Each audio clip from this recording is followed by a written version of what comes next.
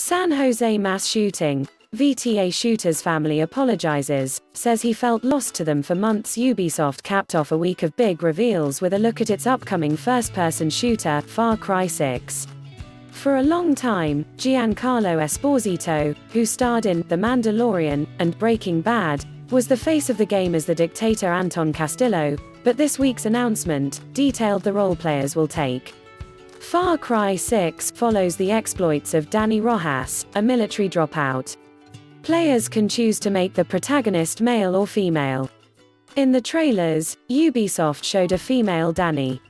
Dani becomes part of a guerrilla movement that tries to bring down Castillo and his army of 300,000 soldiers. Ubisoft wasn't shy about discussing the influence for Yara, the fictional country where the game takes place.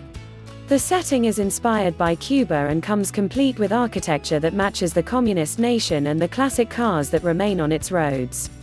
With so much similarities, why didn't Ubisoft just set it in Cuba itself? It could perhaps be to avoid an international incident with real-life nations, which happened when the company set Tom Clancy's Ghost Recon Wildlands in Bolivia.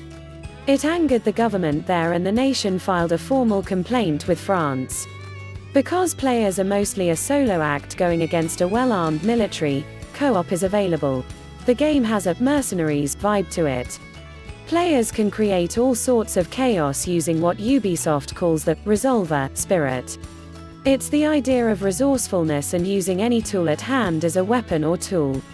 That leads players to carry a minigun powered by a motorcycle engine or donning a homing missile backpack. The preview also shows Dani driving a tank and blasting enemies with it. Actor Giancarlo Esposito plays Anton Castillo, the dictator and villain of Far Cry 6. Ubisoft, from the looks of it, Far Cry 6 could follow a path of past games. Players will build a resistance and use locales and other hideouts as bases.